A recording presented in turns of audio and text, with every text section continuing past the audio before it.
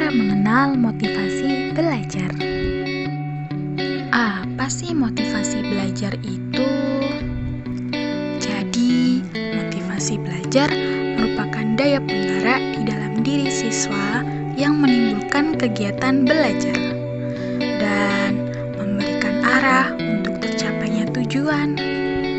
Motivasi belajar juga merupakan kebutuhan untuk mengembangkan kemampuan diri secara optimal agar mampu melakukan hal baik, berprestasi, dan kreatif. Di sini terdapat dua jenis motivasi belajar. Yang pertama, motivasi intrinsik dan motivasi ekstrinsik. Motivasi intrinsik merupakan motivasi yang tumbuh dari dalam diri kita sendiri tanpa adanya paksaan dari orang lain karena adanya dorongan untuk melakukan kegiatan belajar. Motivasi ini dapat muncul karena tiga hal. Yang pertama, dorongan kebutuhan belajar, adanya harapan dan cita-cita, serta adanya keinginan untuk berhasil.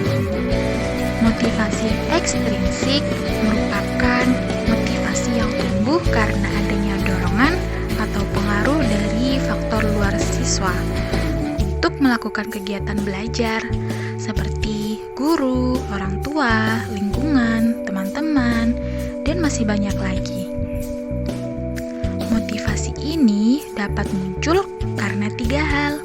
Yang pertama, adanya penghargaan atau reward, lingkungan belajar yang kondusif, serta kegiatan belajar yang menarik. Lalu, menurut kalian, apakah motivasi belajar itu penting? Jadi, motivasi belajar itu sangat penting ya dalam kegiatan belajar, sebab adanya motivasi untuk mendorong semangat belajar, dan kurangnya adanya motivasi akan melemahkan semangat belajar. Motivasi belajar juga sebagai penggerak timbulnya kegiatan dalam belajar. Lalu, bagaimana cara meningkatkan motivasi belajar? Yang pertama, membuat agenda belajar. Jadi, buatlah agenda belajar yang jelas. Agenda belajar akan membantumu untuk mengatur waktu dan materi apa saja yang harus kalian pelajari. Dengan cara ini, kalian akan lebih fokus dan konsentrasi dalam belajar. Yang kedua, menentukan gaya belajar yang nyaman. Jadi, tentukan apakah kalian termasuk seseorang yang bertipe visual, auditorial, atau kinestetik. Dengan mengetahui gaya belajar, kalian bisa menyesuaikan diri dengan materi yang ingin dipelajari. Jadi, tentukan tipe gaya belajarmu ya. Yang ketiga yaitu istirahat. Belajar terus-menerus tanpa memberikan waktu istirahat akan membuat otak dan tubuh kita menjadi lelah. Ketika tubuh sudah lelah, maka proses belajar tidak akan maksimal. Materi yang kita pelajari juga tidak akan bisa terserap optimal dalam ingatan. Selain itu, istirahat juga dibutuhkan agar kondisi tubuh tetap fit dan sehat. Yang keempat, hindari gangguan belajar. Karena adanya gangguan belajar, maka proses penerimaan materi tidak optimal. Kita perlu menghindari gangguan belajar dengan cara aturlah waktu untuk bermain gadget, bermain sosial media, menonton televisi, bermain game online agar tidak mengganggu waktu belajar. Yang kelima, cari suasana belajar yang tepat. Dengan tempat belajar yang nyaman dan membuat kalian fokus untuk belajar.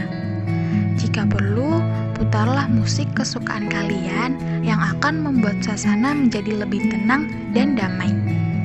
Yang keenam, belajar kelompok atau belajar bersama teman. Jika kalian merasa bosan dan malas belajar sendiri, kalian bisa belajar bersama teman.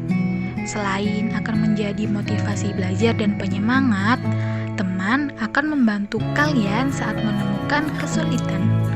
Belajar dengan sistem diskusi biasanya membuat kita lebih mudah memahami sesuatu. Namun, jangan sampai belajar bersama teman ini justru menjadi tidak efektif ya, karena terlalu banyak digunakan untuk mengobrol ataupun bermain. Untuk belajar dengan hasil optimal, diperlukan niat dan kemauan kuat untuk berusaha.